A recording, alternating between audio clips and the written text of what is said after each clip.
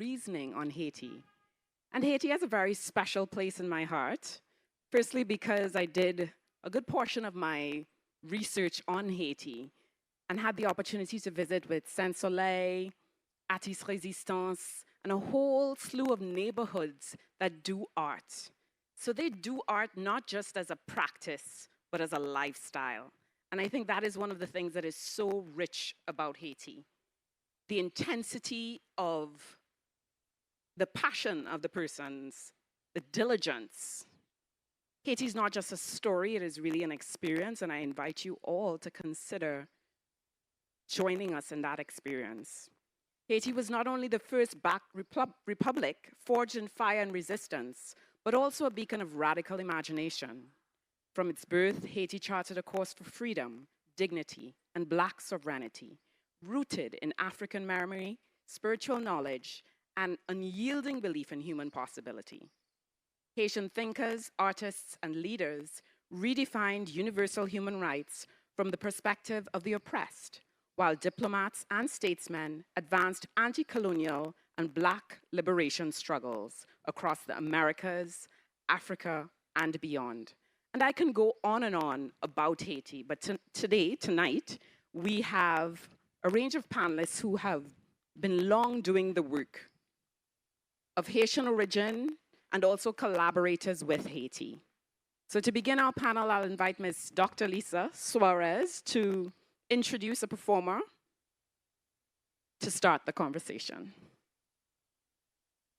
Thank you, Dr. Barrow. This performance is a really important performance as it's from the Honorable Dr. Anthony Mighty Gabby Carter. So just to give a little bit about Mighty Gabby, of those who are not familiar with him from Barbados. So Mighty Gabby is a legendary Barbadian calypsonian and folk singer known for his sharp wit, sarcastic style, and powerful lyrics that often critique politics and social issues. Gabby has been a dominant force in the calypso world for over 4 decades. Some of his achievements include Calypso Monarch titles, Crop Over Road March titles, Folk Singer of the Year, and he's also one of Barbados' prominent cultural ambassadors. Gabby's music often reflects his strong national identity, commitment to social justice, and also he has an important dedication to mentoring young talent and promoting the art form of social commentary and believing in our Black identity for the future of future generations. So with that, Gabby, we welcome you to sing and share with us a tribute to Haiti.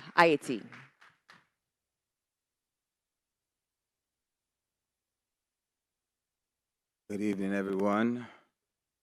I haven't sung this song in quite some time, but I believe I should still remember the lyrics. Thank you, and thank you for coming. Blood, sweat, and horror, veiling in sorrow, that is the picture I see. A nation mourning, in pain she groaning. I cry for Mother Haiti. They make Haiti believe massive aid she would receive. Don't know why. They tell Haiti another lie. That's why I cry. Haiti, oh Haiti.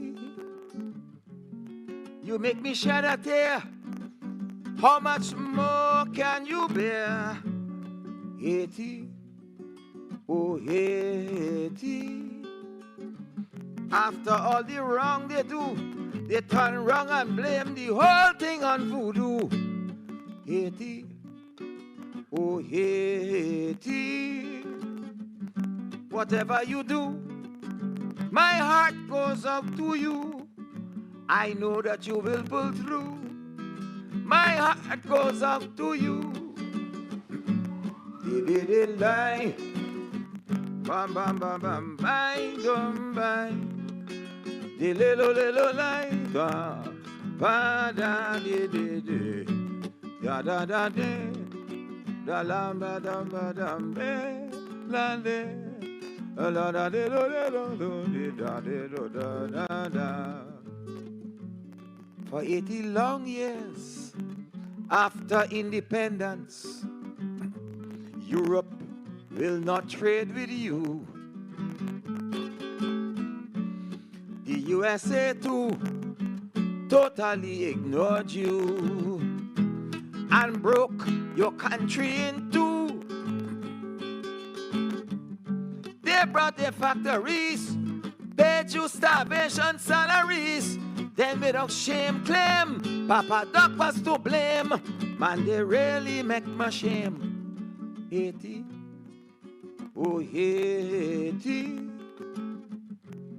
you make me shed a tear. How much more can you bear? Haiti, oh Haiti. After all the wrong they do, they turn wrong and blame the whole thing on voodoo. Haiti, oh Haiti. Whatever you do, my heart goes out to you. I know that you will pull through.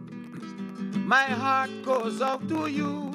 But you did die, la da die, la la la la la la la, oh lo le, la da do do de do, dum by dum by dum by dum by dum be, la da de die, a la da la, a le le le, a la la la, le lo le lo lo le lo lo le lo.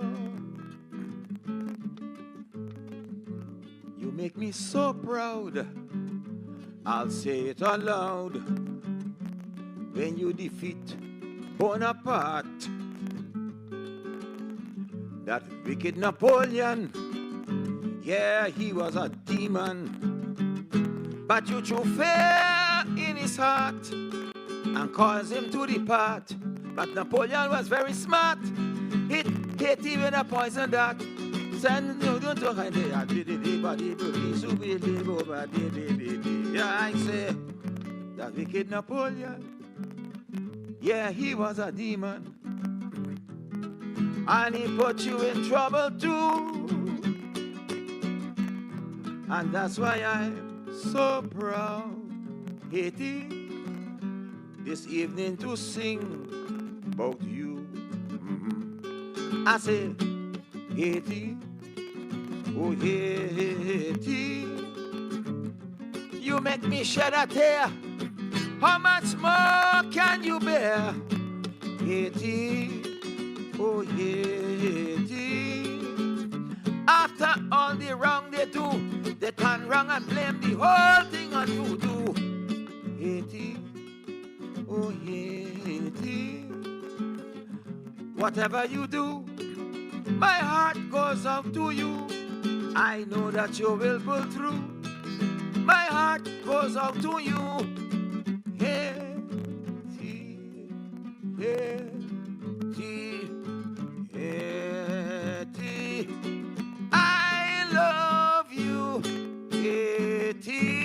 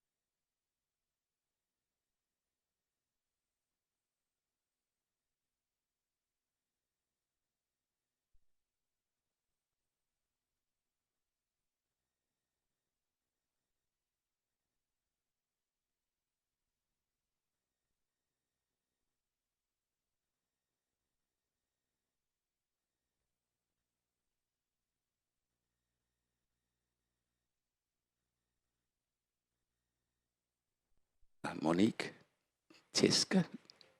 Monique has been a leading voice in Haiti's pro-democracy, Ha sido una voz cantante en la democracia de Haití, pro-social justice, and feminist movements. en pro de la justicia social y el movimiento femenino.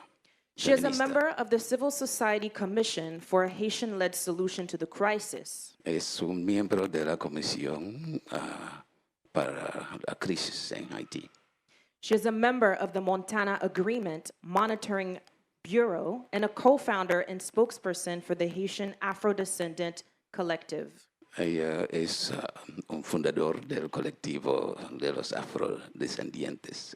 She also launched Fuck Yo La, an initiative promoting women in political leadership, and serves on the board of Equipop, an international NGO advancing youth and women's rights.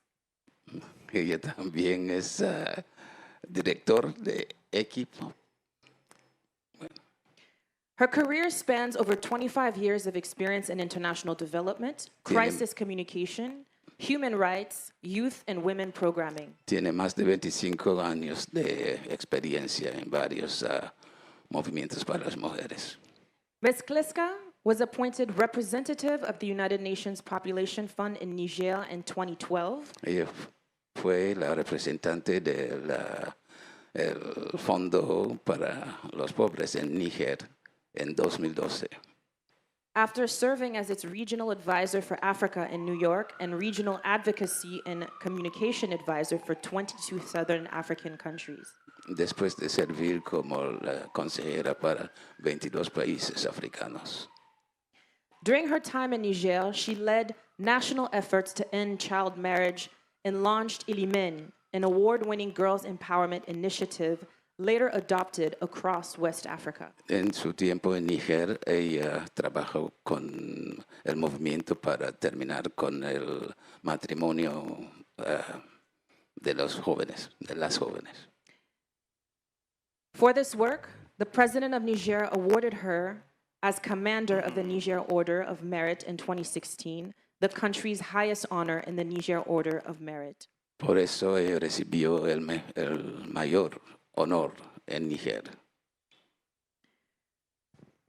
Her writing has appeared in Foreign Affairs, The New York Times, America's Quarterly, Le Nouvelliste, to name a few. Ella ha escrito en varias revistas mundiales. She is the author of a novel, La Confession, Es la autora de la novela La Confesión, a collection of essays entitled Mosaic, varios ensayos que se llama Mosaic. and her forthcoming memoir, Silence and Résistance, Memoir of a Childhood in Haiti under Duvalier dictatorship, will be published in the fall 2025. Pronto va a publicar sus memorias, las memorias de una niña que creció durante el régimen de Duvalier.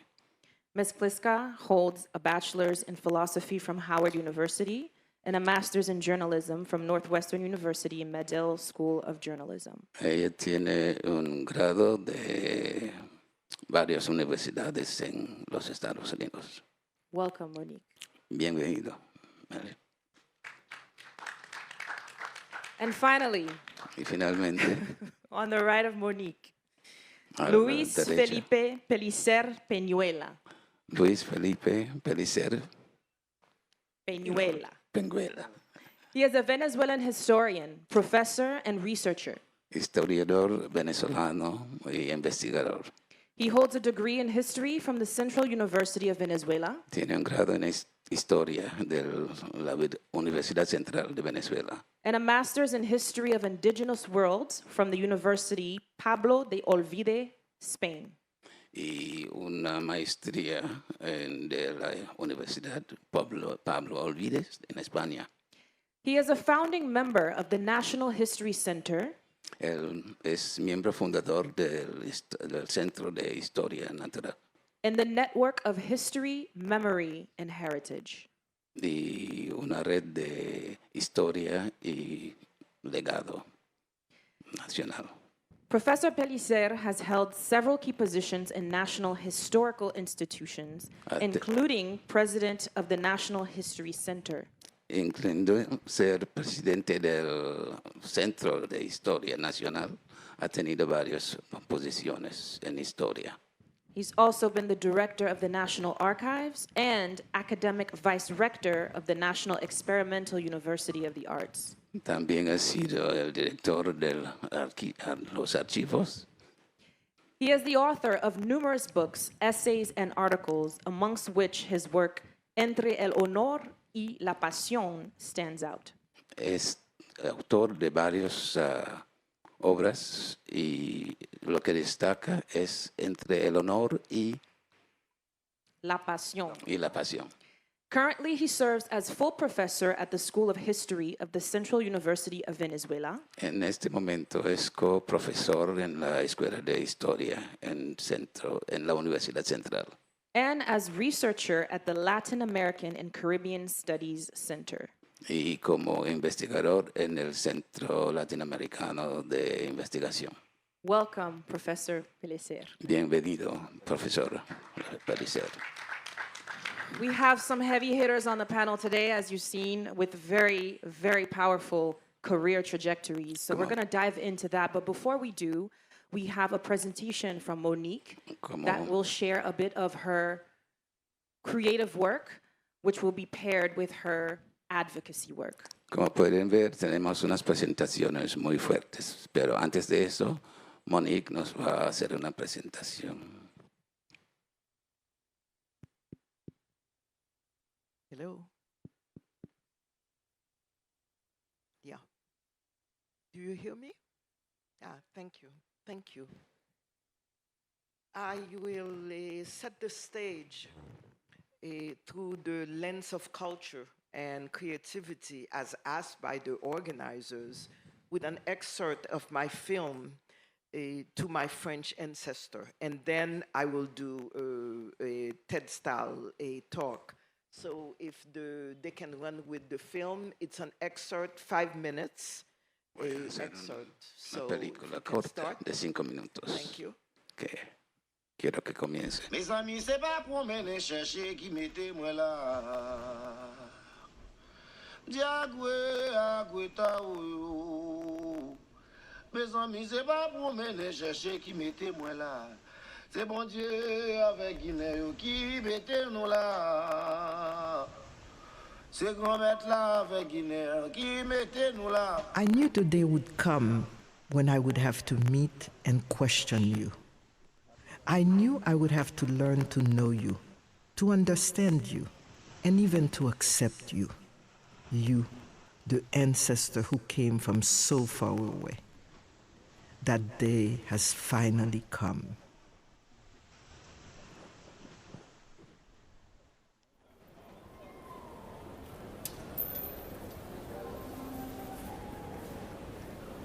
Mesdames, Messieurs, TGV 1901, destination de Saint-Nazaire, vers 7h23, partira de la numéro 4. Alors, où est-ce que tu vas là? Bon, là je vais à Nantes. Nantes. Faire quoi?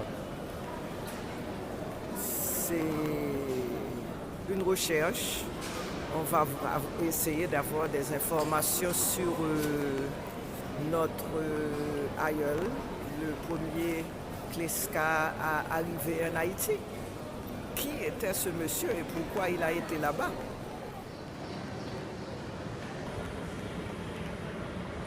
Joseph Kleska, tell me, why did you leave your motherland, the country where you were born? Why did you, my ancestor, white as cotton, want to cross the Atlantic Ocean?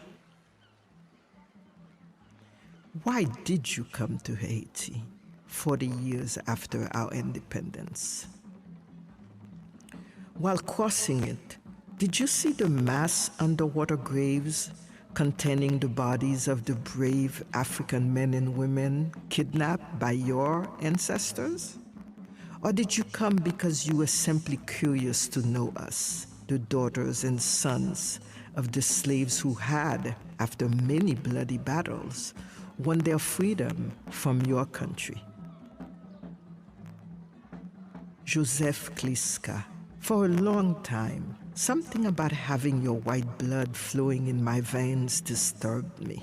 When we arrive in Nantes, before going to meet you, we make a detour to walk on the banks of the Loire River. It's to visualize the site where thousands of slave ships had sailed towards the slave trading ports in Africa. Afterwards, they had crossed the Atlantic with their human cargo towards the slave-selling counters in Haiti and elsewhere.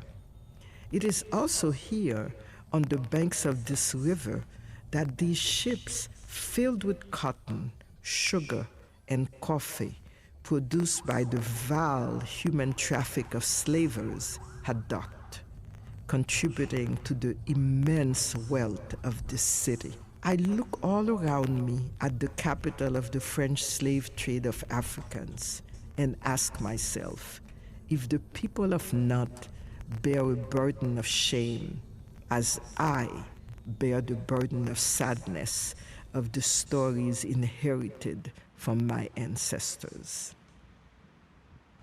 At the memorial to the abolition of slavery, I trample on the glass plates that bear the names of the slave expeditions.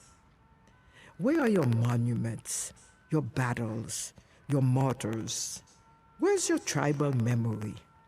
Sir, in this gray safe deposit box, the sea. The sea has imprisoned them. The sea is history, writes the poet Derek Walcott.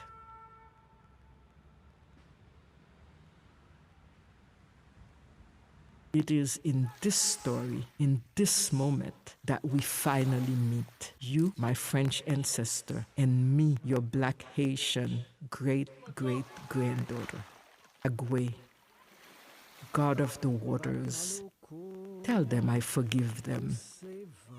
Agwe, tell them that today I understand that my French ancestor, as much as my African ancestors, are all layers of the identity that is me.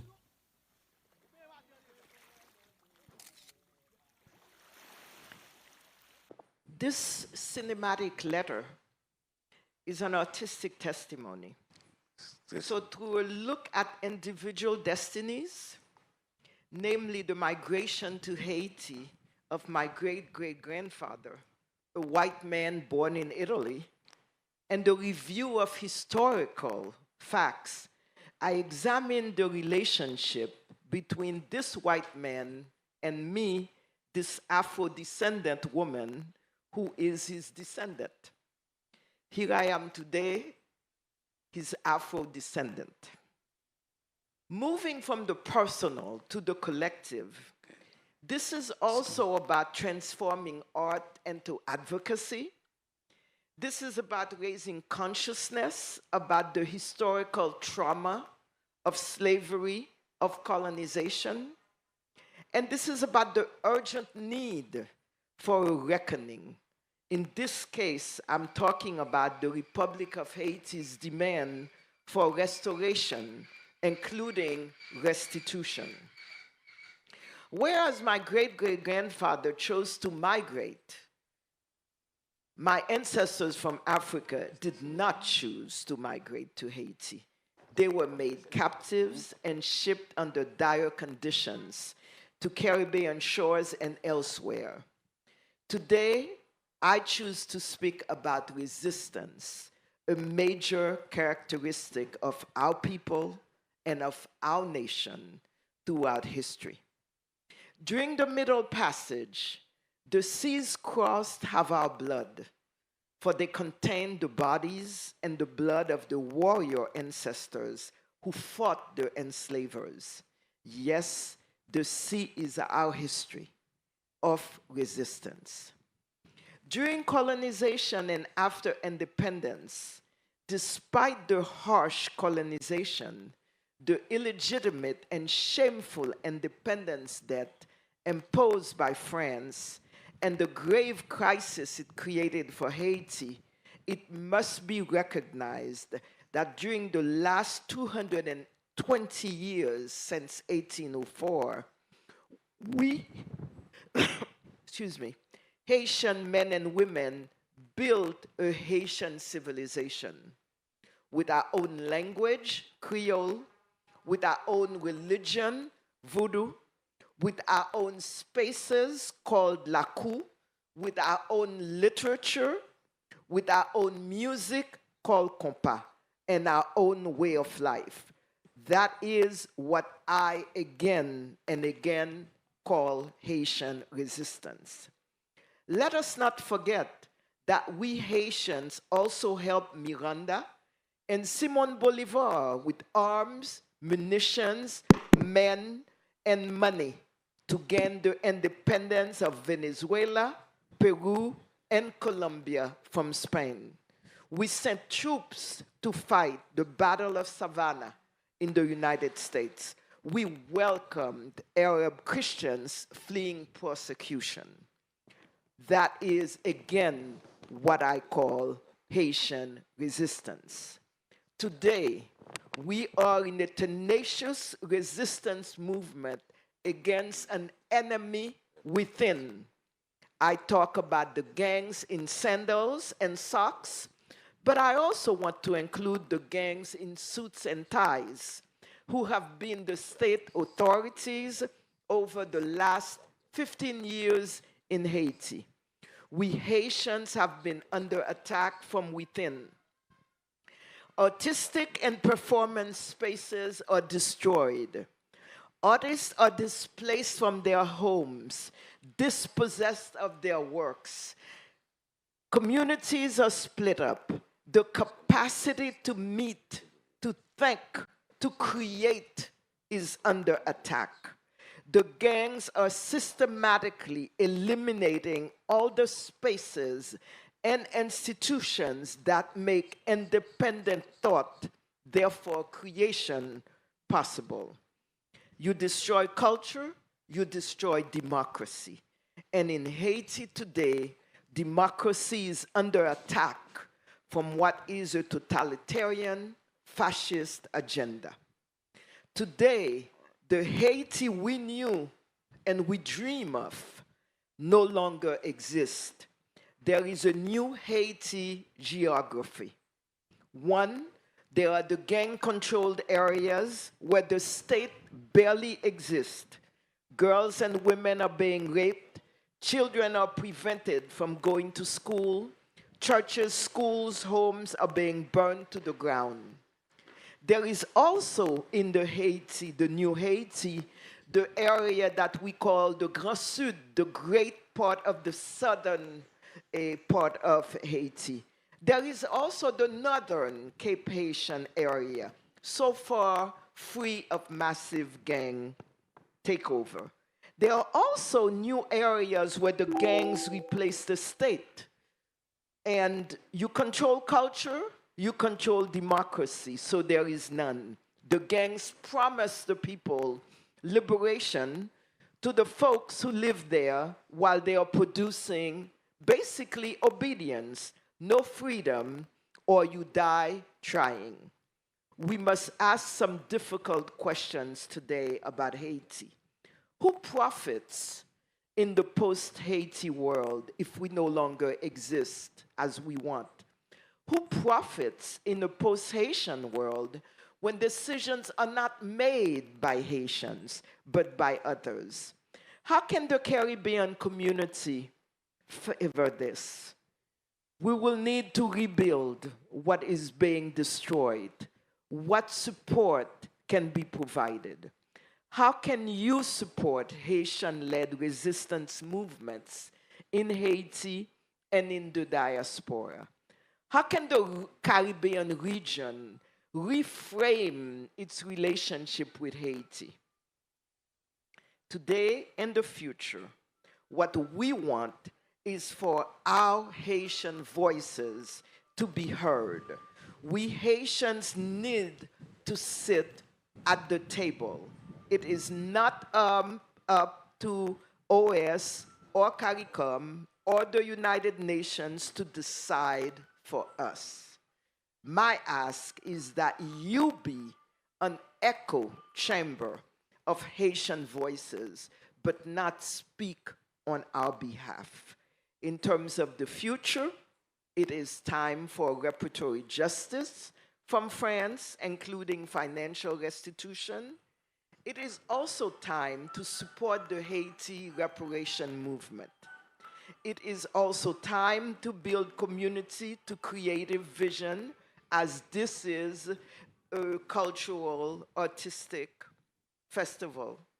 My performative dialogue is meant to be an interactive experience, so I look forward to exchanging with you and the members of the audience. Thank you.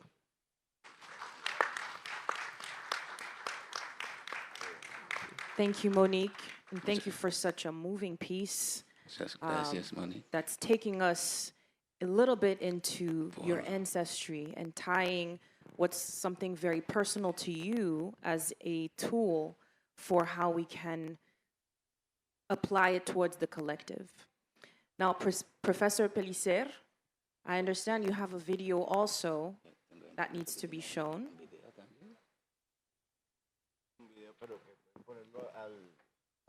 Afterwards?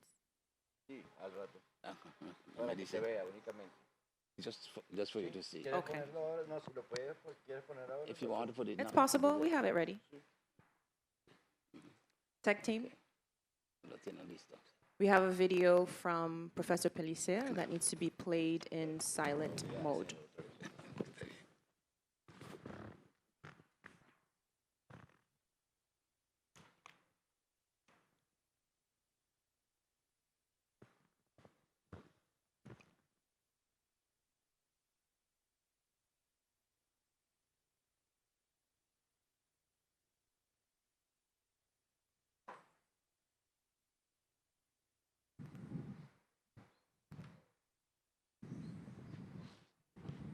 No, que sí, que es en silencio, que no en silencio, ¿no? Ese es Chávez. Yo lo que quiero, lo voy a decir.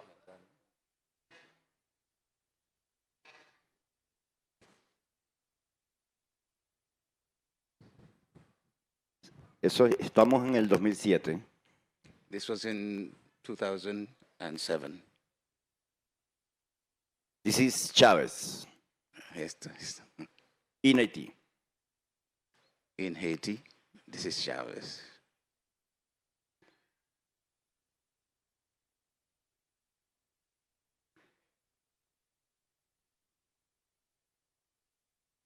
El pueblo de Haití The Haitian people gritando shouting y trotando and jogging con Chávez, along with Chavez, con la esperanza with the hope de la redención de la revolución bolivariana. that they will have something of the Venezuelan revolution, Bolivarian revolution. Es una revolución de América y el Caribe. It is a revolution of America and the Caribbean. Necesariamente unitaria. It is necessarily unifying. Chávez corre con el pueblo.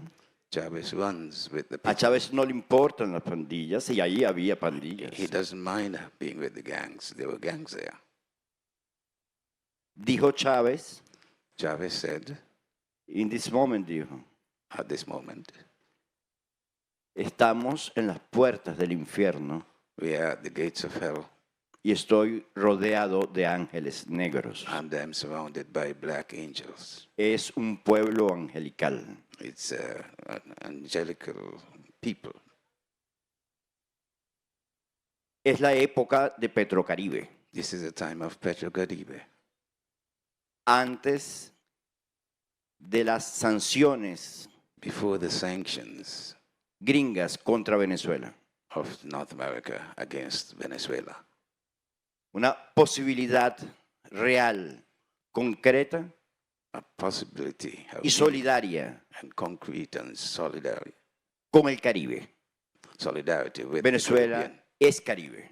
Venezuela is Caribbean. 4.000 años 4,000 years. somos Caribe. We have been Caribbean for 4,000 years. Nuestros pueblos indígenas poblaron estas islas Our indigenous people peopled this region.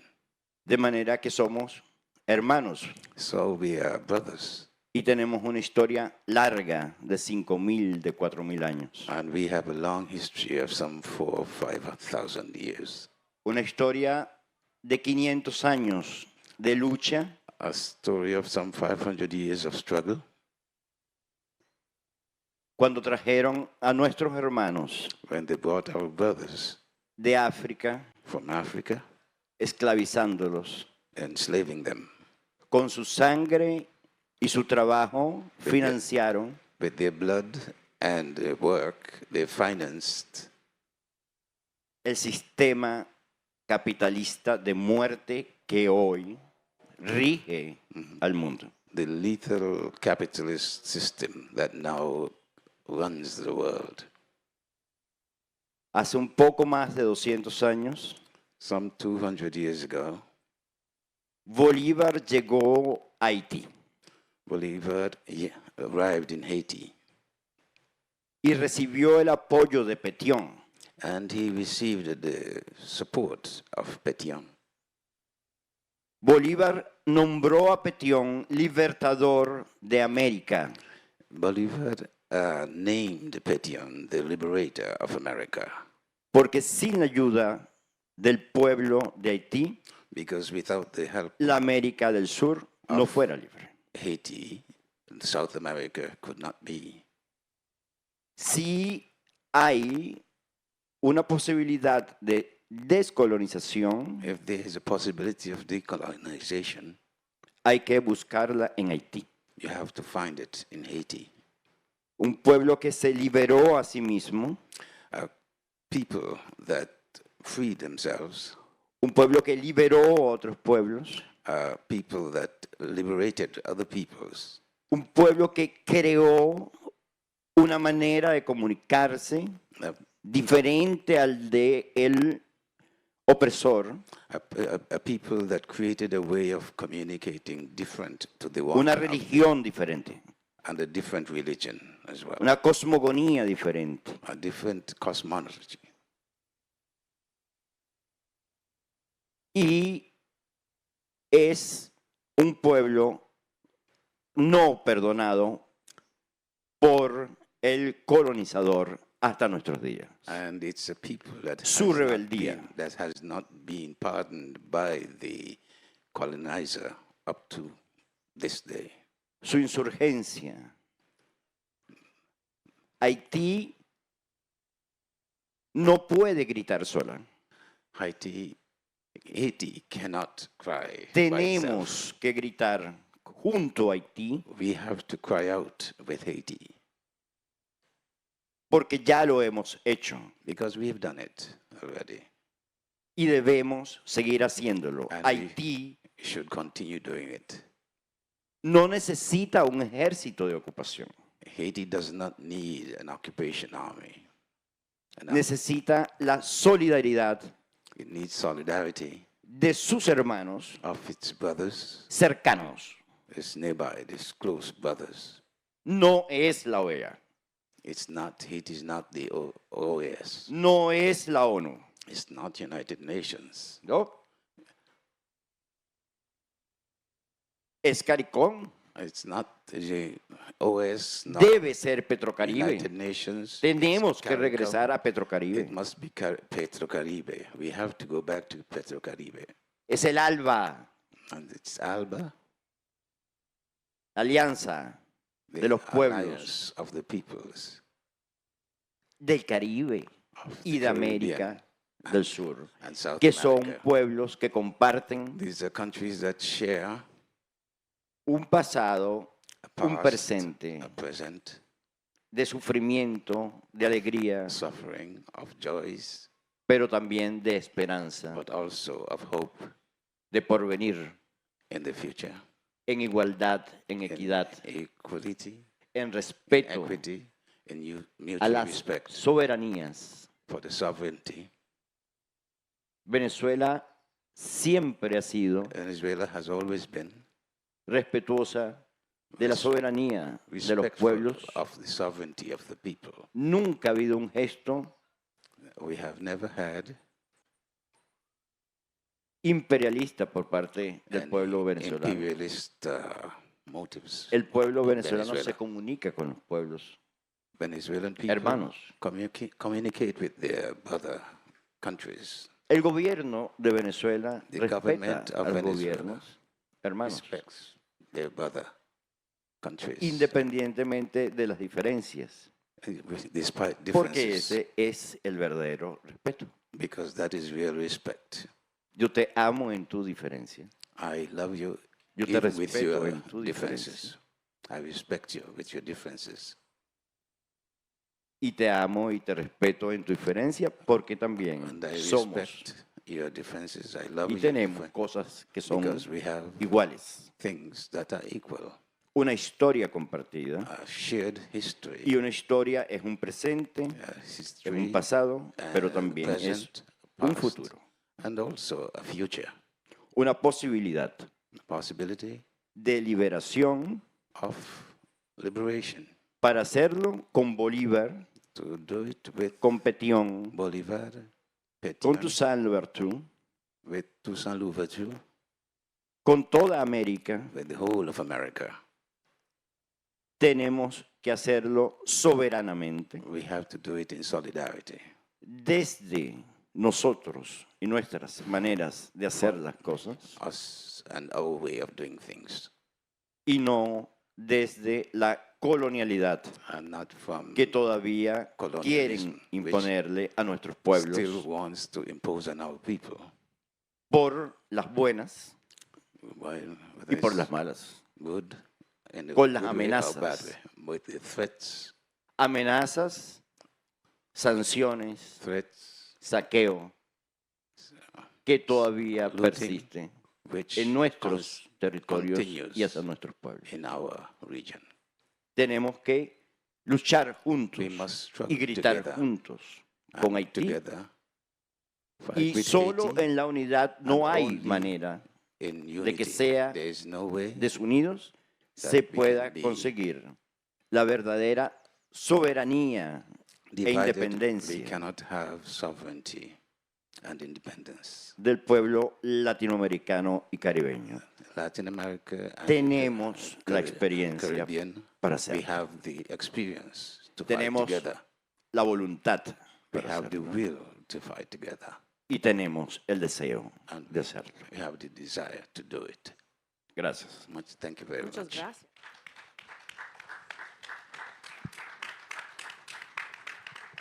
Now we have three different perspectives on this Tenemos panel.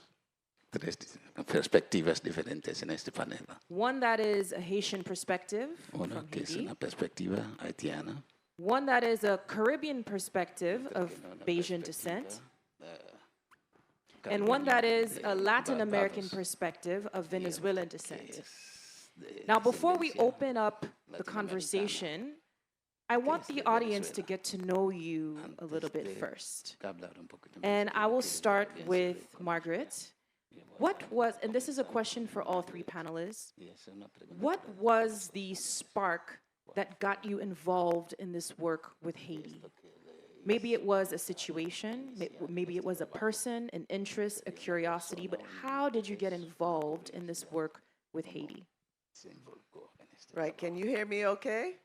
Everybody all right?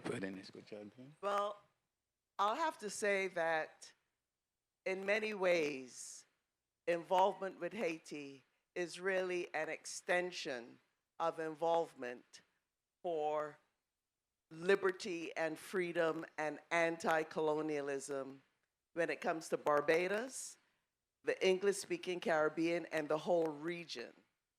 So growing up the way I did in the small village of La Drode, Christchurch, I don't know if there are any Christchurch people here in the audience. All right, there you go. And, you know, we went through a lot. We went through trying to get the Federation, which Eric Williams, CLR James had gone to Trinidad specifically to work on that. I was a little thing coming up, but I remember the passion in our village of people talking about it, talking about the importance of it. And since I've been here with CARIFEST, I actually came for some family thing, right? And it just coincided that CARIFEST was happening at the same time. And the vibe that I'm getting with CARIFEST is that increasingly there is that talk about the region being one, of us being one nation. And we think that is a reason that, you know, people blame, I don't know if people know about the Federation. This is related to what you're asking me. And if you listen to the Sparrow song, you know, when he really blamed Jamaica, right, for what happened in messing up the Federation. But we very well know that if all of these islands, English-speaking and non-English-speaking, including Haiti, were able to come together, we would be a force to be reckoned with. We would be millions of people.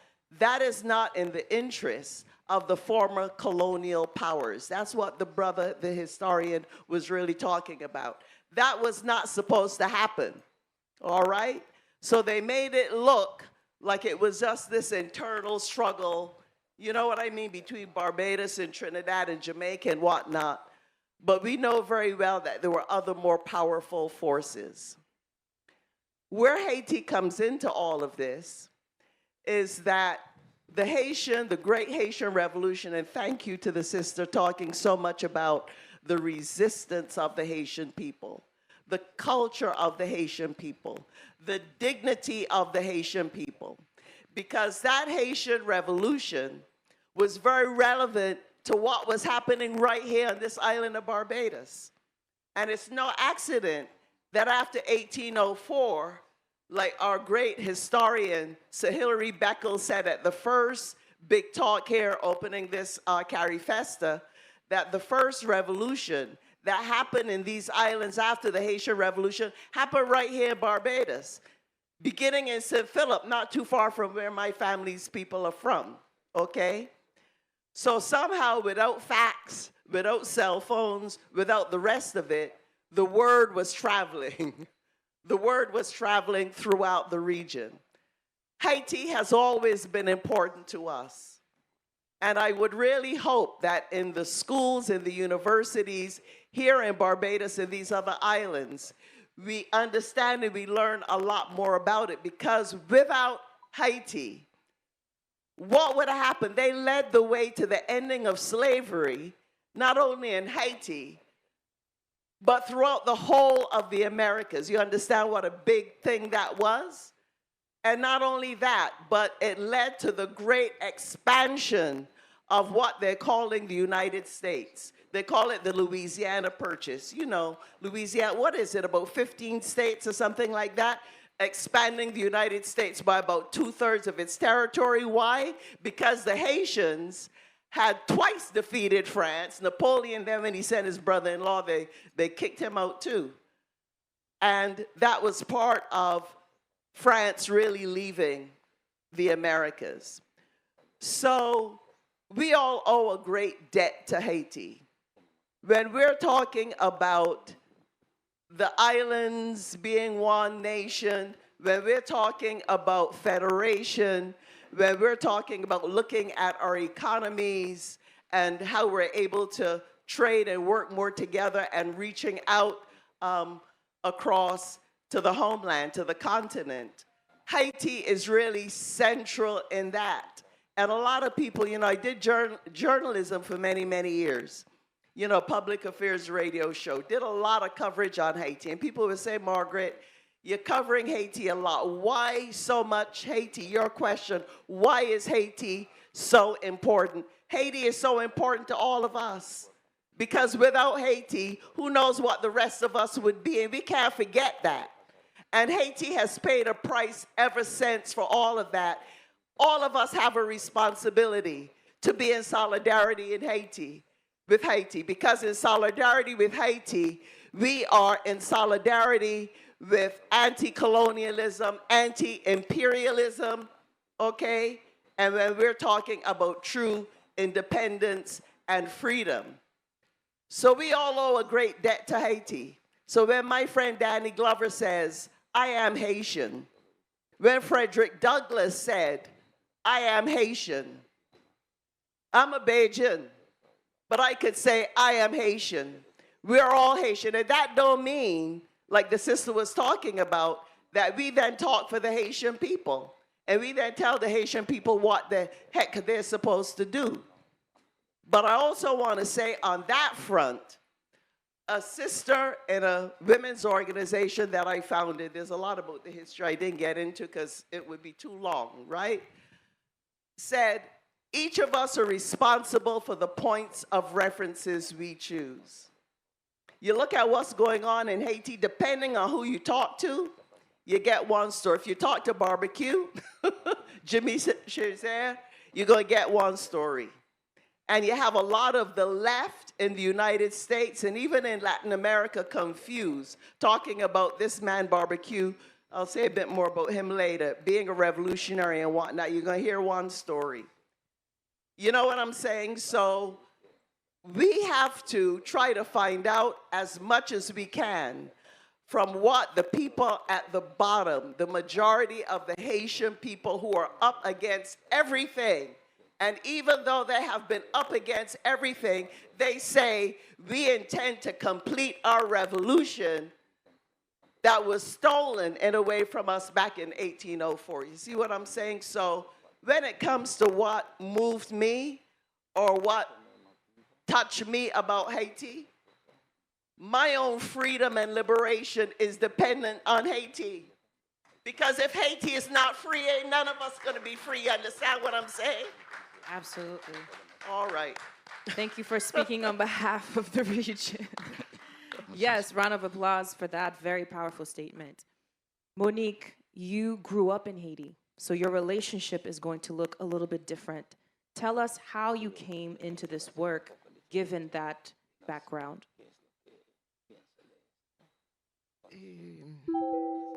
I don't know that I came into this work. I am who I am, and that's what I do. And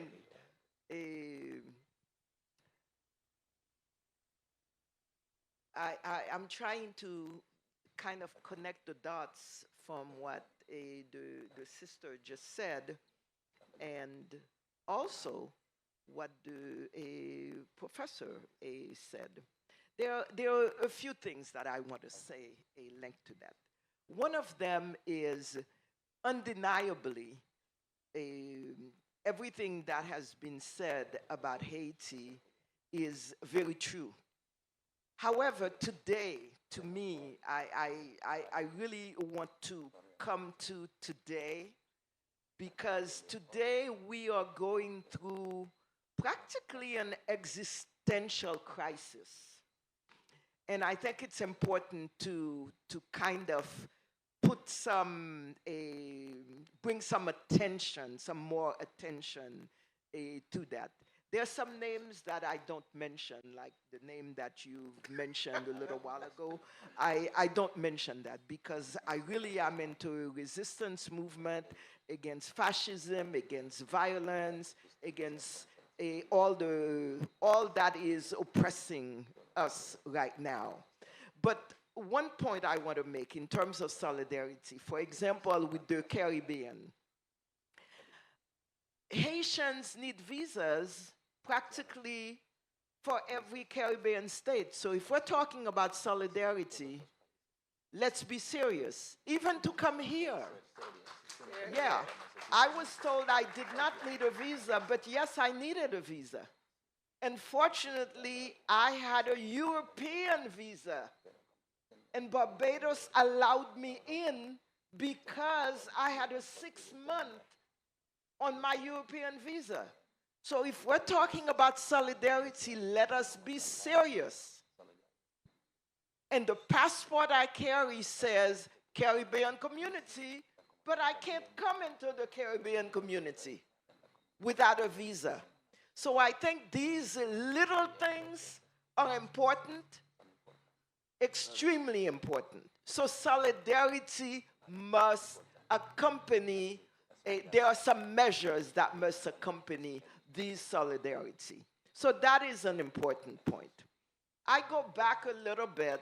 Yes, Bolivar, we held Bolivar, etc. But wait a minute, there are 2 points. The first point is the first time that there was a meeting of Latin American states, Haiti was not invited because we were black. We were not invited. Granted, today what had happened a few years ago in terms of the Petro-Caribe, we were given billions of dollars through the Petro-Caribe Fund, and in large part because of President Hugo Chavez. However, one of the big issues we have is most of that money was stolen by Haitian leadership, Haitian authorities. So, and there is still a lot of impunity going on because we still don't know. We have ideas of who stole the money, and we say follow the money, but they are still the ones who are in power.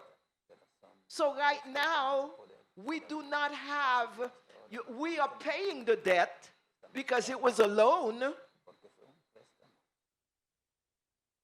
Venezuela lent us the money for social development, for education, for culture, for all of that. But none of that happened because they stole the money. So there is, I believe, we can talk about the solidarity, but we really need to face up to the fact that there is a huge governance problem in Haiti, and it is man-made by us as well as by the international community. And yes, I do agree, and I did mention that in terms of the UN is not going to resolve our problems. OAS certainly is not going to resolve our problems. And CARICOM, where is CARICOM in that? What is the role of CARICOM? And it's not very clear to us. Is our interest being put in on the top on priority? It is not clear to us in terms of Haitian voices of resistance. And one last point that I want to make is that there is significant resistance in Haiti. There are groups of citizen groups, there are groups of neighborhood associations, there are civil society organizations. We are into resistance mode in Haiti. So I don't want to talk about the ones who are oppressing us or who are saying they are revolutionaries. This is bullshit. Got that right. No. I'm sorry. There are true revolutionaries in Haiti. We have a social justice agenda. We have a pro-democracy agenda. There is a feminist agenda. And there are social forces in Haiti right now that must be heard, that must be pushed, that must be supported, and these are the voices that I choose to talk about, that I choose to bring forward. Thank you. Thank you, Monique. It sounds like you are a platform for a lot of these voices, the other side of the narrative that the mainstream media typically does not talk about. Now, Professor Pellicer, Venezuelan perspective, historian, researcher, how did you get involved in your work with Haiti? Sí. Yo, cuando hablamos de Haití desde la historia, When es we, porque when we speak about Haiti from a historical point of view, la historia es pasado, presente y futuro. No es history el is pasado. past, present, and future. Nada que ver.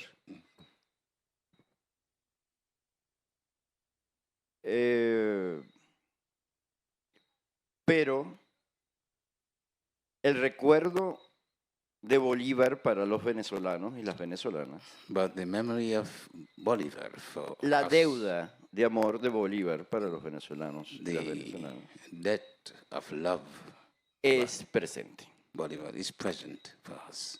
Es un legado It's a heritage, something we inherited. que nos dejó Bolívar con That's el something pueblo de that Haití. Bolivar left with us. No para asistir ni para ayudar, Not to sino para attend, estar con el pueblo de Haití, but, quien estuvo con el pueblo but to be de with Venezuela. the people of Haiti No. who were with Bolivar. Perdóname que no lo mencioné, pero fue antes, Sorry if I didn't mention it before. 1795. Before José Leonardo Chirino, 17, José Leonardo negro Chirinos, de la serranía de Coro, black from Coro in Venezuela, que aprendió de la revolución who learned about the en Haití. revolution in Haiti. E hizo el primer movimiento independentista He republicano did the first independence En movement Venezuela. in Venezuela, enseñado por la gente de Toussaint Louverture. having been taught by the people of Toussaint Louverture. Entonces la historia para nosotros no es el pasado, la historia es So este for us, presente history is not just the past. Es it's esta the present and the solidaridad future. That's que solidarity tenemos que tener that como we have to tenemos, have, as we have, no solamente como un sentimiento, sino con esas pequeñas, grandes cosas que tú with mencionas. those little big things that you mentioned. También Venezuela no Also- tiene visas. También los venezolanos no tenemos visas. Somos negros también. But we Venezuelans are also the black people. En eso no nos equivocamos. We're not mistaken. Y ciertamente habría que comprender que cuando Estados Unidos You would have to understand that when the United States le pone precio a la cabeza put a price on the head de una persona, of a person, uno duda one doubts si esa persona es buena o no es buena para su if that pueblo. person is good or bad. Venezuela tiene muchas dudas porque le han puesto precio a la cabeza de un Venezuela presidente has honesto, many doubts because they have put a lot of prices on the different heads. solidario, que ha combatido el narcotráfico. All those people who have been in solidarity, Más who bien, have fought él against les echa a perder el negocio. Deben estar muy ofendidos los narcotraficantes del mundo for example, the por eso que drug le hicieron traffickers in the world must be al very presidente de Venezuela. Ellos deben estar muy angry ofendidos for porque son what they have done mafiosos. to the president of Venezuela. Y para ellos es un honor For them, it's not an ser honor lo que son los mafiosos, ¿verdad? to be what they are. Y que le den un premio de el mayor mafioso del mundo a un no mafioso, And they give a prize to the biggest mafia leader in the world, somebody los debe who's not ofender. a mafia leader. cierto que las élites corruptas It is true that the corrupt elite de nuestros países of our countries son culpables they de las they're to be situaciones. blamed. Yes. En algún momento un compañero dijo, es preferible no darle nada de solidaridad a esta gente. One of Hablando de Puerto Rico, one of our en ese momento. supporters said it's best not to give any Porque es solidarity dárselo to a las those countries, élites, but give it to the people ladronas, because they're thieves. títeres del imperialismo. They are Títeres del imperialismo used norteamericano, by the North American del imperialists, colonialismo europeo. of the European Es la misma colonialists. lucha, It's the same struggle 500 años de for lucha 500 years of struggle. nuestra, de todos y de todas Our struggle nosotros. of all of us, the struggle of all of us. Y tiene que ser juntos y juntas we have to struggle together. que nos podamos liberar de esta, That's where we can liberate ourselves definitivamente, de once esas and for all cadenas. from those chains. Solo en el entendimiento de esa unidad The podemos hacerlo. Y no es understanding that retórica. it's, Es unity la of verdad the people.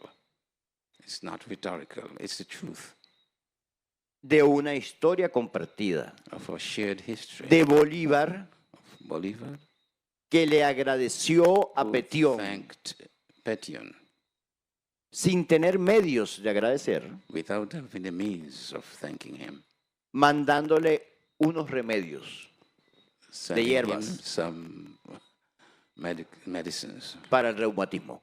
for rheumatism. En medio de la guerra de independencia, Bolívar estaba the- pendiente de su amigo y hermano In the y padre, middle of the Petión, War of Independence, he was really looking after que le his dolía friends la of- rodilla y tenía que curarlo, and he wanted to cure him, sanarlo, como tenemos que sanarnos as we ahorita have to nosotros, heal todos ourselves, y todas all of us. nosotros. I'm going to together. ask the translator to use the same amount of vigor that he's using right now because I feel it from over here. But I want to recenter the conversation. I want to act a bit like a griot in this conversation where I am helping to bring the story from the beginning, the middle, to the end. And I want to do that by grounding us in the past.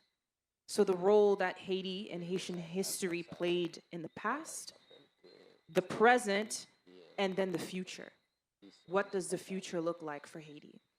So in doing that, starting with the past, Haiti's past, the history of Haiti, I want to start with the professor helping to ground us in understanding the role that Haiti played in the 1800s as the first independent Black republic, and what that meant for the region, what that looked like, and how that helped countries like Venezuela and Colombia also obtain their independence. What did that symbolism look like in the region at that time?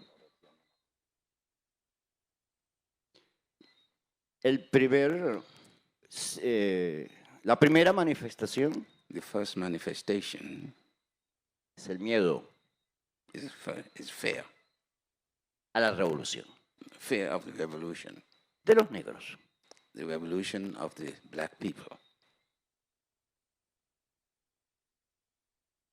En el mundo, Haití aterrorizó al mundo. In the world, Haiti put fear in the whole world. Blanco, The white world, dominador, which was dominating esclavista, colonizador. us, enslaving and colonizing the other people. Bolívar sí entendió Haití. When Bolivar really understood Haiti, Petión le pidió a Bolívar una sola cosa: Petion asked Bolivar one single thing: dale la libertad a los esclavos en cada pueblo que liberes. free the slaves in every country that you conquer. Bolívar cumplió su palabra. But Bolivar did what he was asked. Pidió, como por su propia vida, por la libertad de todos los esclavizados en el territorio de Colombia, la Grande. He asked for his own life. Instead, he offered to give his own life if he didn't get the freedom of the slaves in all the territories, like Colombia, for example. Pero no se nos olvide, But they didn't go along with it. nos volvieron a esclavizar. They continued to enslave us. Tenemos que insistir We have to insist en la libertad como legado de Haití y como legado de Latinoamérica, de Bolívar, de Petión, de Toussaint Louverture, de nuestras mujeres y nuestros hombres We have to insist that del pasado y del presente. liberty is an inheritance from our De people, Chávez. our country, our women, and from Chavez.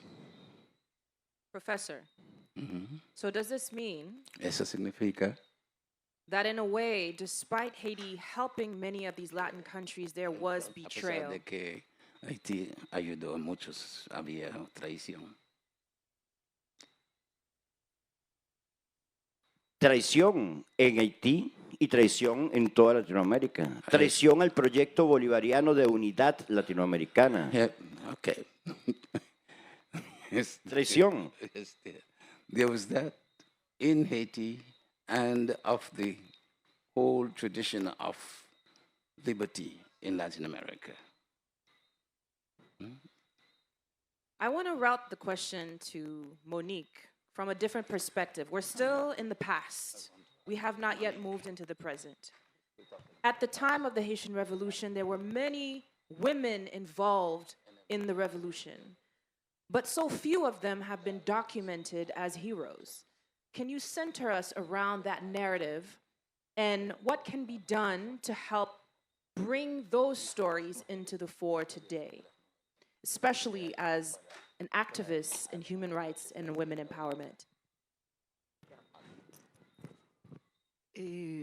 I think that's kind of a hidden story of the Haitian Revolution, and perhaps it's a hidden story of all revolutions, because the patriarchal societies or the patriarchal domination is such. But we have, for example, with some colleagues, documented what we call the mothers of the nation.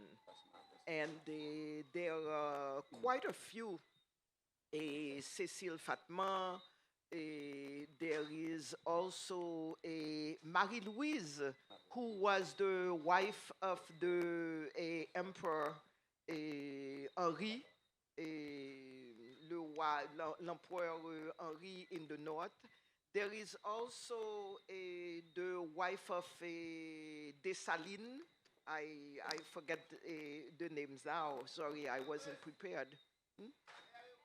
Claire Heureuse, thank you very much. Ah, there is the Haitian delegation behind. Thank you very much. Yes. And I wanted to, I will make a parenthesis afterwards. There is Catherine Flon, who sewed the flag. There is also the woman who was called, I'm having a senior moment now, in terms of picked up because Dessalines was assassinated. And there was a woman, Défilé, they called her Défilé La Folle, who picked up the body of Dessalines. And there is, so there are quite a lot of women. And we are trying, we of the feminist movement in Haiti are pushing forward the fact that documenting what they did and also trying to see even if that can be put in the curricula in the schools. But right now it is informally that a lot of that is being done. And am I allowed to go into today with that? Not yet. Not yet. Thank We're still in the you. past, but we are now going to move into the present with Margaret.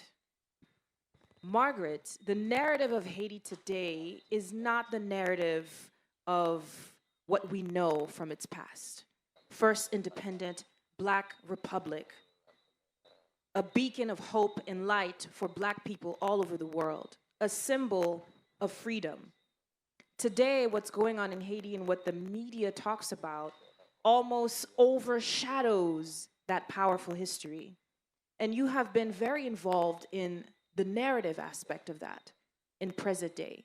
Can you share a little bit about your work in that space in terms of what's happening on the ground, how that's being communicated, and how that can help or hurt the way people respond to Haiti as a result of the narrative.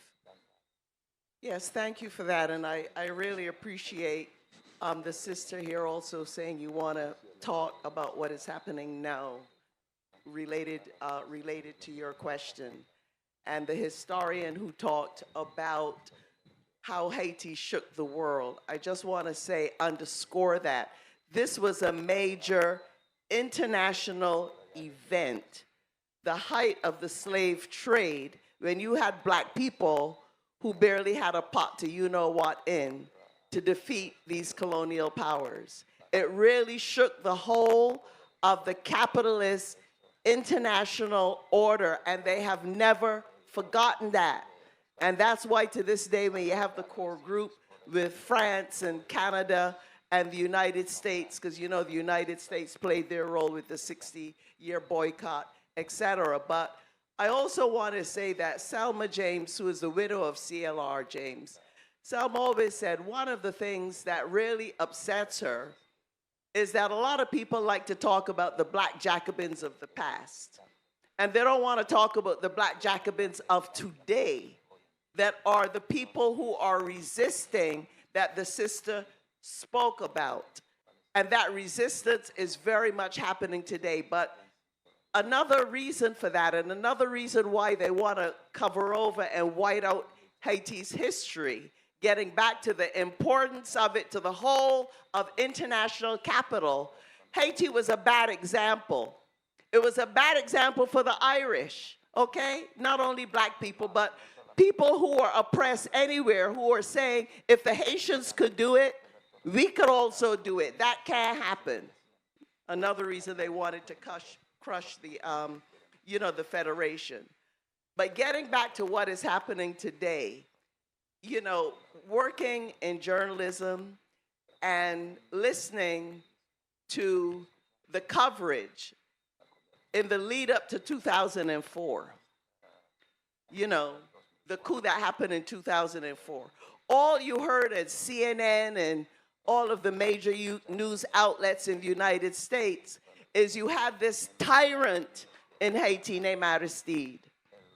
He was just bad. He was just, there's certain words when the United States in particular wants to go after somebody like they did with Chavez, they use words like strong man, dictator, okay?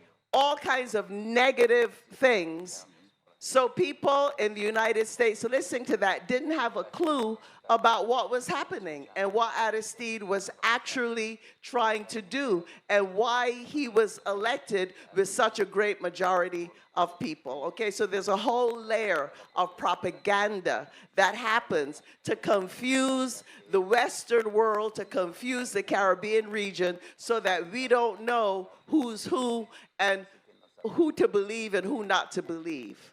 Okay, the thing about just a quick story too.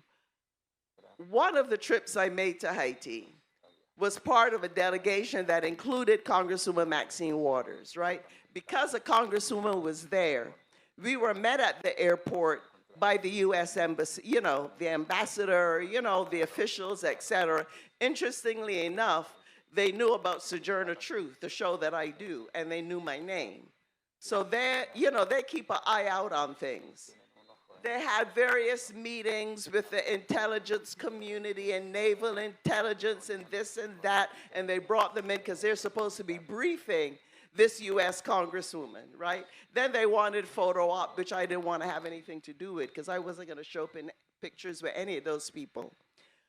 But afterwards, when they were taking us to a project to show the good work the U.S. was doing, one of the people from the embassy, without acting like he was actually talking to me, he walked past me and he said, "We know it's not gangs." That's very significant, all right? Because I call them death squads. There are criminal elements that are involved in it. We know that very well, but that playbook isn't only in Haiti. This is a playbook they do in Venezuela. This is a playbook they do in Guatemala. This is a playbook they do all over the damn world. Bring in criminal elements, right? So people get confused. Is this a death squad? Are these death squads? Who is backing them? Sorry, I named some names. That's kind of, I know you can't, but I do. And I do it on the radio as well.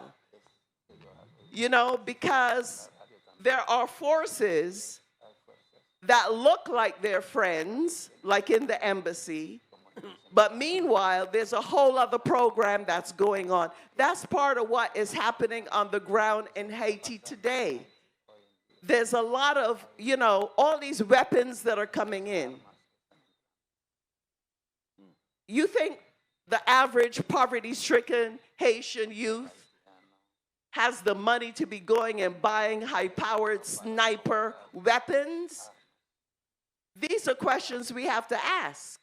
And they're questions we have to ask right here in Barbados and throughout the Caribbean region, where we're increasingly seeing violence on the ground and all these guns coming in. There are efforts to destabilize, okay? And we have to ask, in whose interest is it to destabilize? I just want to say something quick about Chavez. Because when that coup against Aristide happened, and they were killing all kinds of people on the ground on Haiti, supporters of Lavalas, a lot of them. And those of us, and Daya from Guyana and other people, friends in Trinidad and whatnot, and we knew that we needed to get some people out. Talk about solidarity, practical solidarity. I went to Venezuela with Danny Glover, with some human rights people, and we met with Chavez. And we didn't have to paint the whole picture for him. He understood exactly what was going on. He says, I know, because I remember the time when they were taking people in helicopters in Venezuela and throwing them into the sea. You don't have to explain that to me. I know how these things operate. And he helped people. A lot of people don't know that. He helped to save Haitian lives at that time. Another person I saw recently, Gonzalez from St. Vincent and Grenada, I have to mention him too, because he was another one that we were able to go to Gonzalez.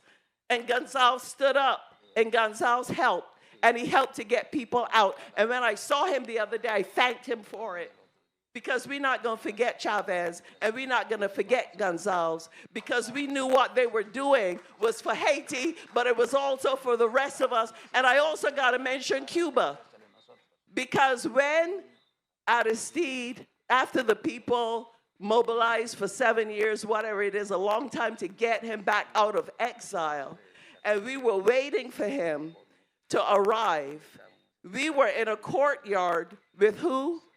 Some Cuban doctors. The Cuban doctors had been on the ground on Haiti like they were in Venezuela, like they were throughout the Caribbean people, helping us, okay, providing medical care, the teachers. But if you listen to the United States, when you talk about Cuba, you don't hear any of that. You hear these same words: strongman, dictatorship, communism, terrible. They say the same thing, you know, about Chavez. So when we're trying to understand the situation on the ground today, it's very important to have eyes in front of you, at the back of your head, and on the two sides, all around. Because there's a whole COINTELPRO operation. If you don't know what COINTELPRO is, that they pulled in the United States to destroy the civil rights movement and the militant black movement, the Black Panther Party. There's COINTELPRO operation going on in Haiti, and there's COINTELPRO operation happening in other parts of the Caribbean region as well. And we better be very, very much aware of that. Beacon of Hope. The sister, somebody who called me about the panel, she said, Margaret, you know, I'm tired of Haiti being a pity story, right? And I could understand that. You know, oh, poor Haiti, this and that, poor Haiti. When you look at what people on the ground are doing in Haiti, people had a plan. The sister mentioned it, to be able to move forward with Haiti, but that was not in the interest of the powers that be. So they didn't want to put that plan in place. UNIFA, that university that is now graduated. I've attended at least 2 or 3 of the graduations at UNIFA. They're training doctors, they're training lawyers, they're training physical therapists, they have an agronomy department. And then you look at their graduations and you see thousands of young Haitians who are ready to do the work of building the nation and lifting up the nation. That is hope. And that is not reported, you know. The New York Times and Washington Post, they're not going to do a story about that. They're going to do a story about the gangs, and they're going to do a story about how much of the country is controlled by gangs. But they're not going to give the story of how Haitians themselves are mobilizing themselves to move their nation forward. So when we look at what is happening on the ground, we have to remember that. And I want to chide the University of the West Indies, you know. I know some of them are friends and they're here. But Haiti needs that support. Where is Mona and Cave Hill and the rest of them when it comes to the university over there, okay? We need that. So please, if you're here and you're listening in the audience, solidarity also has to do with practical help. You could send money. You could send professors. If you can't get there, you don't speak the language on social media. You're able to speak to the young people, speak to the students, you know, who are there. So I think that we have to look to the youth. We have to look for the positive things that are happening, the self-defense groups that people have organized against these death squads. There's also a lot of really bad reporting about them happening, you know, right now, about they're worse than the gangs and the this and the that. Okay, and just 2 days ago, Trump is talking about now we need an occupying force in Haiti. So all of this is happening on the ground now, and I can't forget the Haitians who have fled for their lives or fled extreme poverty, who are now being deported by the United States, but not only that, throughout the Caribbean region. You talked about the visas, right? But how many Haitians are getting put out? So these are the challenges that we as Caribbean people, we can't just ignore. Talk. Yes. We can't talk.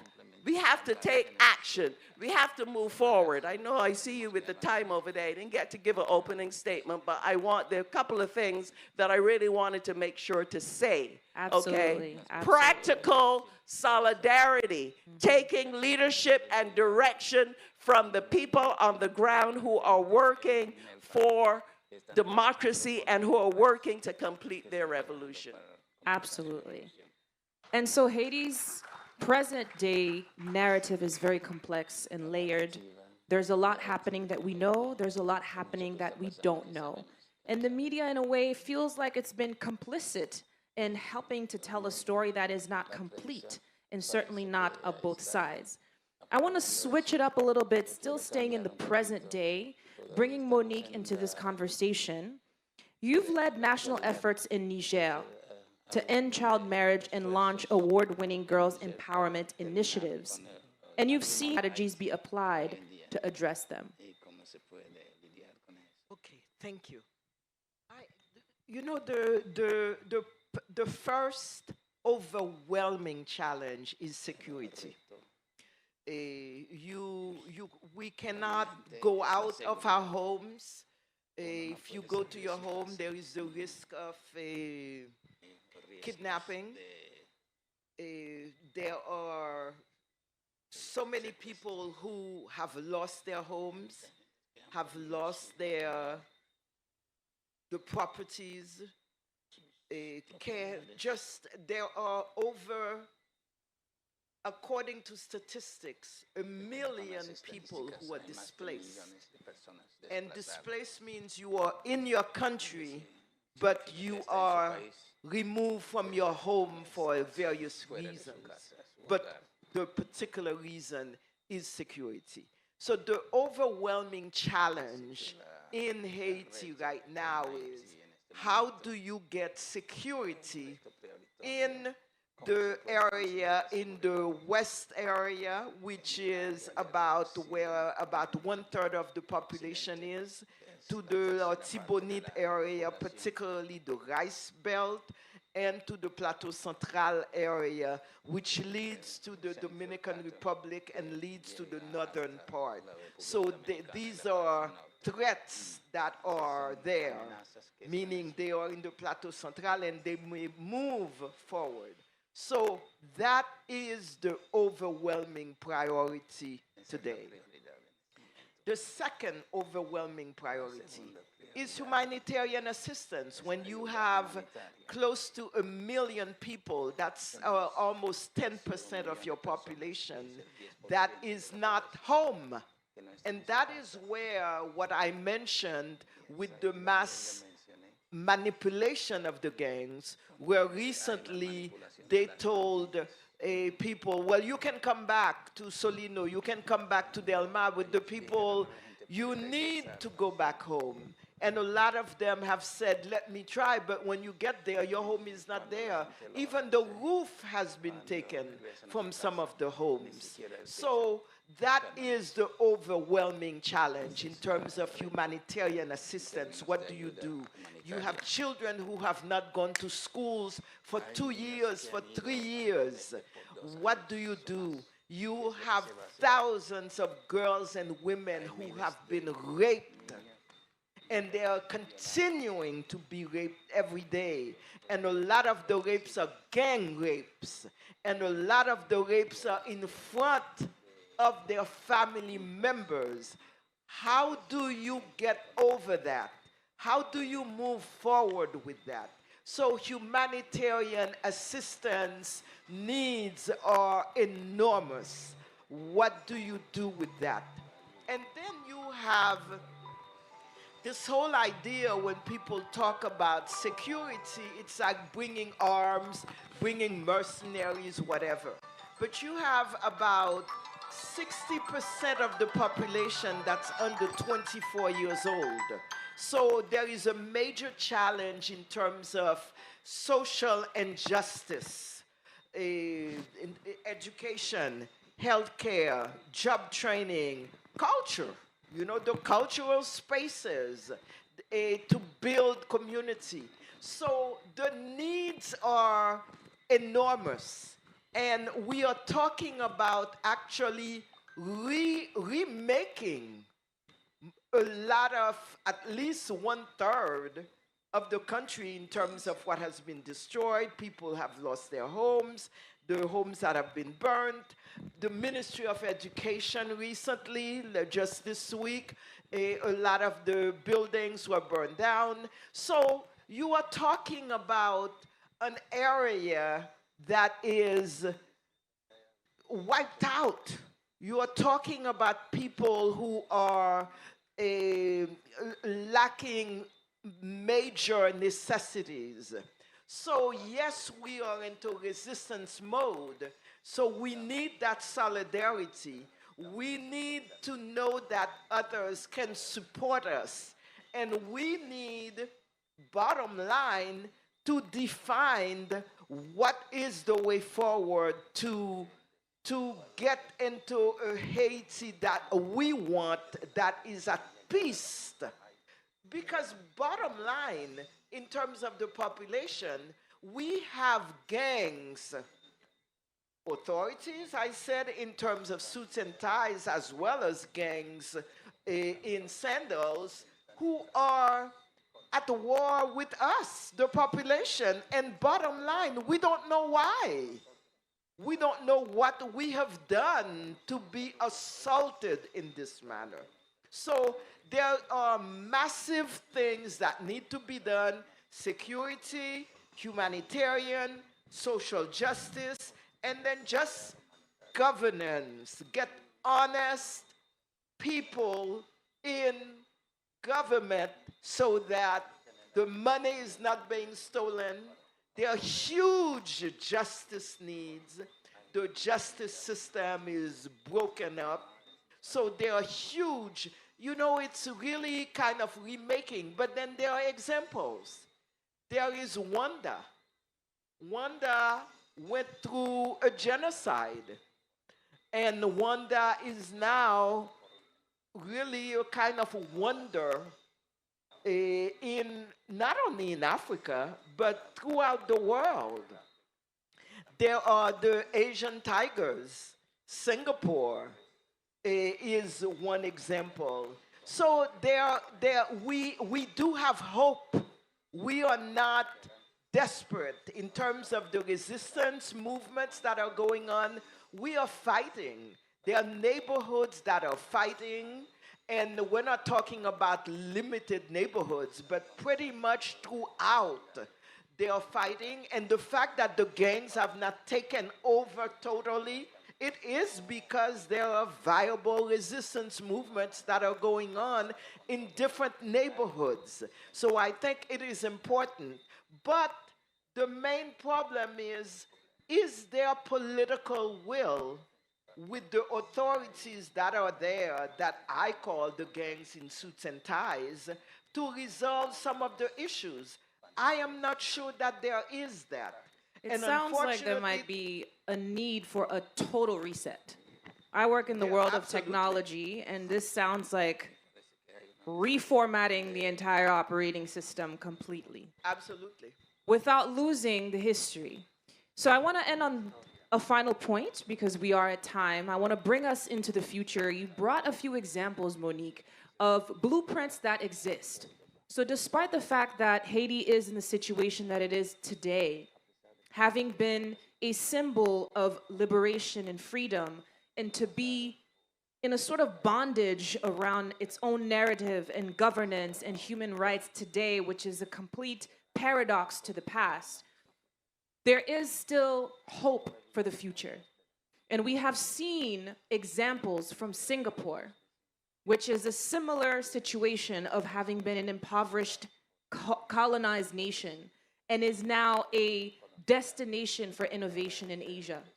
We have seen examples from Rwanda that suffered a genocide, but is now one of the most forward-thinking nations on the African continent. We have also seen examples from Estonia that was battling for a very long time, being an Eastern European country, hovered over by Russia, and impoverished because of where it is situated, is also now one of the most innovative countries in Eastern Europe. You can actually set up your e-citizenship in Estonia in 24 hours. So if anybody here wants to be a citizen of Estonia, you can do it from your phone right now, which is powerful. So there are blueprints that exist of countries who have gone through similar hardships and have gone through the fire and have transformed themselves as an entirely different nation, a different brand of their nation.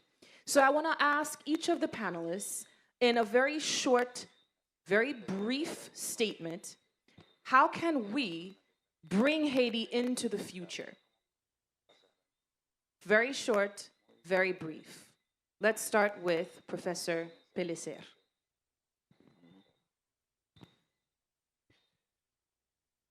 Pasar al futuro de Haití con la solidaridad de los pueblos. Los comités de solidaridad con Haití en toda América Latina y el Caribe son muy importantes en este momento. It's very important to have solidarity of all these different forces of the peoples of Haiti in the Caribbean.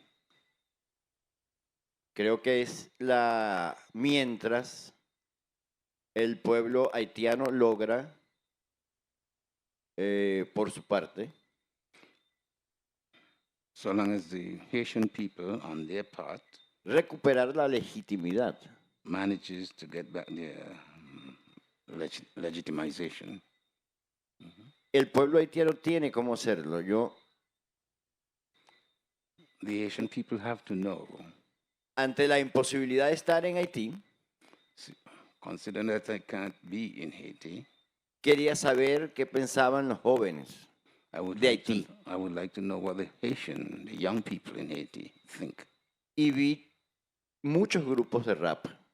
And I see many different groups de protesta social en Haití. many groups of social protests Y ahí Haiti, vi, no vi violencia. and I didn't see Se ve más violence among violencia en grupos gringos, norteamericanos de esta música que en los grupos de rap haitiano. I see more violence among the groups, the young people groups in the United States than the rap groups in Haiti. Yo recomendaría como uno de esos grupos recomienda I would like to recommend, as one of the groups recommended, Cabeza Fría. keep a cool head. Okay, so your perspective is the Sí, su youth perspectiva. is the future, and a cool head is the future. Monique, in a brief, measured statement, how do we bring Haiti into the future? Monica. Sure. Margaret, I was about to say, it really is up to the Haitians to say how they should be brought into the future. I mean, you know, it's a good question. We have to think about it. But I don't feel like I'm in a position to be able to say for Haiti or Haitians how they should be brought into the future. I could say something about those of us outside of Haiti who want to do some practical solidarity, some of the things we can do. You know what I mean? And I think that it's also very important to me. You talked about the young people. I absolutely agree with that. You know, Bob Marley talked about, you know, liberate your minds from mental slavery. When I was in Haiti, I heard a lot of conversation about that among the young people.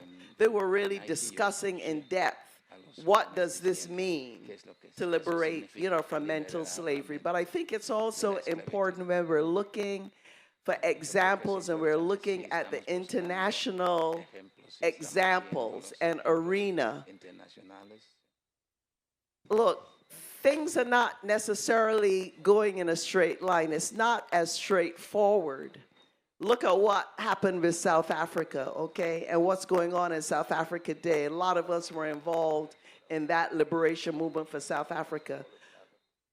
The women's network that I helped to build is a global women's network. We're in the global South and we're also in the global North. We're not connected to political parties of the right, left, or center. We're independent and autonomous, right?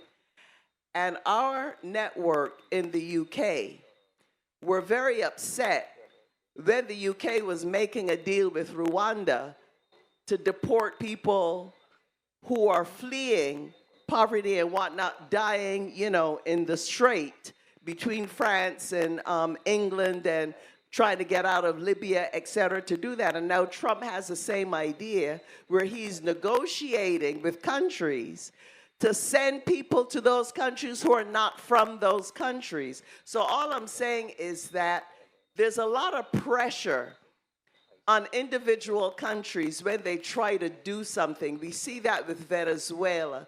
We saw what happened with Allende in Chile. You try to do something, there's a lot of pressure on you. So, you know, victory is not always guaranteed.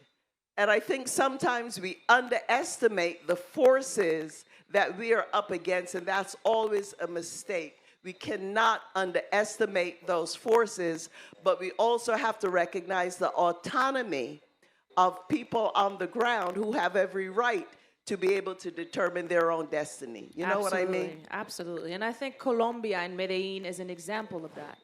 I had the pleasure of visiting Medellin last year, and it used to be a destination for violence and drug trafficking. And one of the slums, as they would call it, Comuna 13, actually has gone through a transformation over the past 20 years and is now an artistic destination with thousands of tourists visiting Comuna 13 every single day. And this is a slum that used to be a center for violence. So again, there is a blueprint out there. So we conclude with you, Monique, on how we bring Haiti into the future. Yeah.